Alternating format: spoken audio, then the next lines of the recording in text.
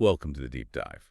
Today we're digging into a recent monthly report. It's from the International Organization for the Defense of Shia Rights. That's right, and it covers alleged human rights violations against Shia Muslims, specifically from April 1st to May 1st, 2025. So our plan here isn't just to, list what's in the report. No, exactly. We want to kind of pull out the main themes, understand what's actually being reported across the different countries mentioned. Which are Afghanistan, Pakistan, Bahrain, Syria, Saudi Arabia. And a historical find in Iraq, yeah. It's important to note, too, the report says it uses its own sources plus public human rights sources. And they state they aim for impartiality, focused on justice and equality. So bear that in mind as we go through. Absolutely. So where should we start? Afghanistan. Yeah, let's start there. Okay, Afghanistan.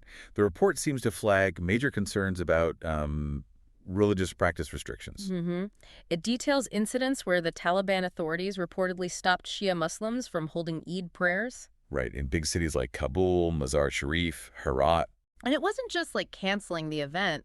The report suggests it was more forceful. How so? Allegations of people being threatened, even forced to break their fasts. Wow. And targeting Eid, that's a really significant holiday. It suggests a deliberate move against Shia public religious life. Definitely sounds like more than just an administrative issue. The report mentions Mazar Sharif being particularly bad. Yeah, pretty intense descriptions there. Taliban leaders reportedly storming mosques. Well, storming them. Yes, and kicking out imams, worshippers, even warnings of penalties if they held prayers anyway. It paints a picture of, systematic suppression. It really does. And if you think about religious freedom, these are serious violations of that basic right. The report also mentions similar stuff in Ghazni province in Malistan. Forced breaking of fasts, not allowed to fast on Sunday. It seems quite widespread. Suggests coordination, maybe? Potentially, yeah. And sadly, it's not just restrictions. There's also targeted violence reported in Afghanistan. That's right. The attack on the Syed Khan Mosque in Mazar-e-Sharif, horrific. What did the report say happened there? It mentions an explosive device on April 14th. Tragically, a woman was killed and 3 others injured. An attack on a mosque that just underscores the physical danger people are facing. Exactly. The real risk of lethal attacks. Okay, let's move over to Pakistan. The report highlights something quite different there. A siege. Yeah, a prolonged siege in Krem district around Parachinar. It says this has been going on for several months. Several months trapped. That's what's reported. And what's really concerning is the claim that the government hasn't ensured essential aid gets through. Food, medicine. Because of extremist groups blocking it. That's the allegation mentioned, yeah. And it raises big questions about the state's duty to protect its citizens, and provide basics. Especially when a community's under threat like that. The report also touches on suppressing dissent in Pakistan. Yes. It cites the case of engineer Syed Mumtaz Hussain Rizvi, a civil activist. And he received a long prison sentence. 14 years, reportedly, for protesting the conditions Shia minorities face. So protesting conditions leads to a decade-plus sentence. That speaks volumes about freedom of expression, doesn't it? It certainly raises concerns, especially when you connect it back to the siege. Are voices trying to highlight the situation being silenced? That's a chilling thought. Yeah. And then there's the issue of Afghan refugees being deported. Right, a huge number, 1 million, the report says. And it claims the majority are Shia. Which, given what we just discussed about Afghanistan. Exactly. It seems incredibly dangerous. If the conditions for Shia in Afghanistan are, as the report describes, sending potentially hundreds of thousands back, it raises serious safety concerns. It really shows how these issues bleed across borders. Definitely. The report also quickly notes a terrorist attempt was stopped in Dira Ismail Khan. Yeah, a reminder of the security situation. And just tragically, even aid efforts are being attacked. The attack on that aid convoy heading to Parachinar, food and medicine. 3 killed, more than 5 kidnapped, according to the report. That's just awful. It's like they're trying to cut off any lifeline. It suggests a deliberate effort not just to harm people directly, but also stop anyone trying to help. It makes the humanitarian crisis even worse. Okay, let's shift to Bahrain. The focus there seems very specific. Religious freedom again. Yes, but in a different way. It's about continuously stopping Shia citizens from holding Friday prayers. At one particular mosque? Imam al-Sadiq Mosque in Diraz, yeah. And the report emphasizes how long this has been going on. How long? By the end of this reporting period, April, it was 29 consecutive weeks. 29 weeks, that's over half a year. Exactly. They even list the specific dates in April, marking weeks 26, 27, 28, 29. It really highlights this sustained, systematic restriction on collective worship. Denying communal prayer in a major mosque for that long? Yeah. That's significant. It is. And the report also mentions a minor being detained. Yes, Syed Hussein al-Musawi from Sanabis. Arrested and detained. Detaining a minor. That always raises flags about children's rights and due process, doesn't it? Absolutely. It points to how even young people might be vulnerable in this situation. Okay, now, Syria. The report here seems particularly grim and, well, extensive. It is, and it starts with an important note about terminology. Oh. Because it's so hard to confirm who's who, which groups are responsible. They use the general term armed groups. Right, the fog of war kind of thing. That makes sense. It acknowledges that complexity. But despite that difficulty, the report details some really disturbing patterns. Like what? What's highlighted?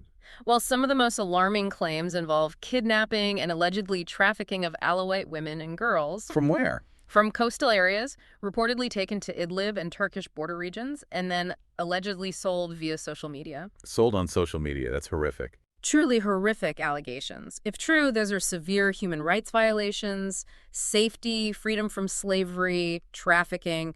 It shows the extreme vulnerability in conflict zones. Absolutely terrible. The report also talks about raids and arrests. In Shia majority areas, Ma'arba, Kafr Sajna, house raids, dozens arrested in one place, several young men in another. What's the likely goal behind raids like that? Intimidation? Likely intimidation, yeah. Maybe removing people from the community. And often there's no information on what happens to those arrested, which is deeply worrying, could be part of trying to control these areas. And then there are the accounts of extrajudicial killings. Just devastating. Really devastating. The report lists several instances. A family found dead in Homs after being arrested. Oh my God. A couple killed in Al-Shnia, reportedly right in front of their children. In front of their kids. That's the report.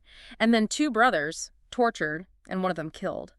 It points to a complete disregard for life, targeting civilians, often brutally. It's hard to even process. Yeah. And seizing religious sites, too. Al-Mustafa Mosque in Homs. Yes, stormed and seized by armed groups, according to the report. Why seize a mosque? What's the significance there? Well, it's not just taking a building. It's symbolic. It's an attack on the community's religious and cultural identity, and it stops them practicing their faith together. Right. Another way to restrict religious life. Exactly. The report also goes into forcible displacement. Entire villages. Yeah, Shia villages like Al-Azizia and Arsa in western Hama, all residents reportedly forced out. And replaced. Resettled with people from elsewhere, like Khattab, the report claims. And similar things reported in Tiznin, north of Homs, and other areas. How are they forcing people out? The report mentions threats, intimidation, kidnapping, murder. It's brutal. This raises serious flags about forced population transfer, potentially altering the whole demographic makeup of these regions intentionally. Which sounds like it could be a violation of international law. It certainly raises those concerns, and the protests mentioned in Barza, over 50 missing young men. That shows the climate of fear that drives this displacement. The list of names. The targeted killings of civilians in Syria, it's just relentless. It's heartbreaking. Kazim Ali Badur, Ibrahim Barakat, Ammar al-Mohammed, Haider al-Zamili, with the report mentioning mutilation. Mutilation? Yes. Ali Mahmoud al-Bidla, killed in front of his children again. Ala al-Jubaili, 4 young men in Aleppo. The sheer number of names really drives home the scale of this tragedy. It suggests people are being targeted for their identity. And alongside the killings, there are kidnappings listed too. A long list.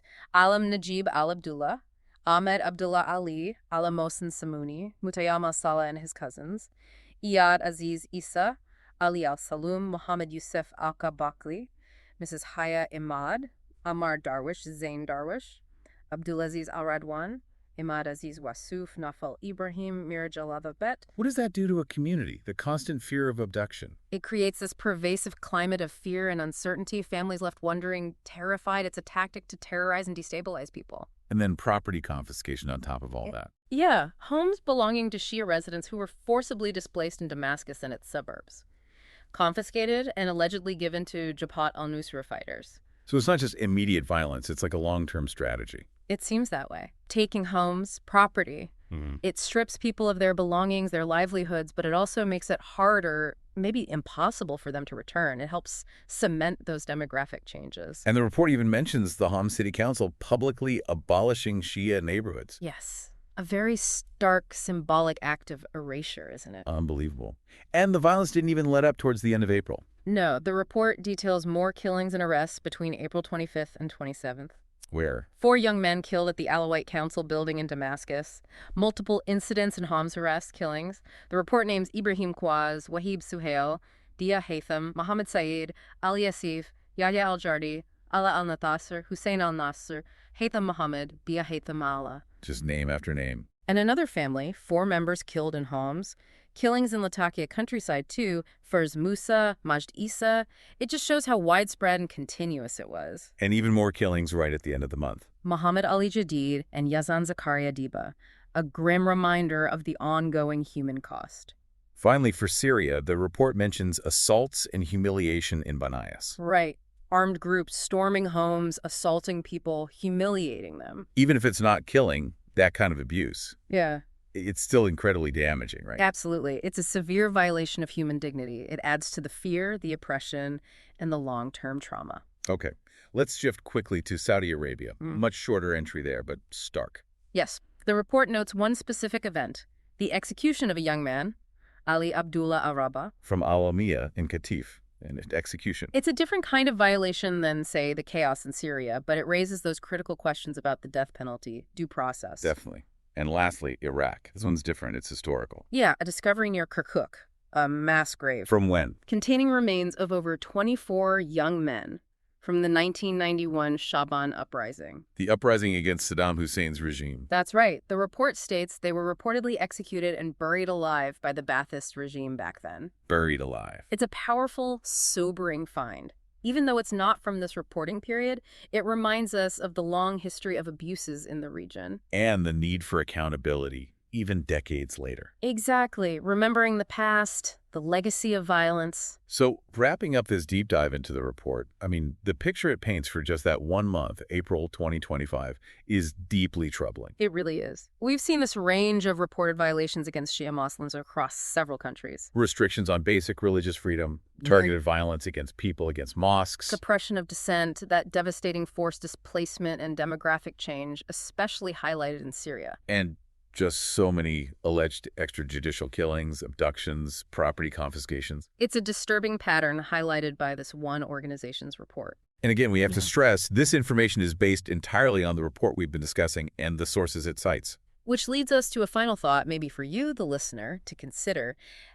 Think about the immense challenges involved in just documenting these kinds of things. Especially in conflict zones or under regimes that aren't exactly open. Right. Verifying information is incredibly difficult, often dangerous work.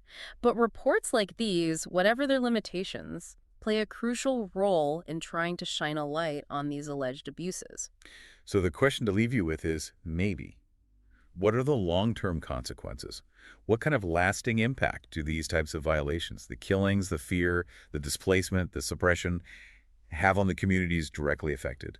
And what about the wider impact on the societies in these countries?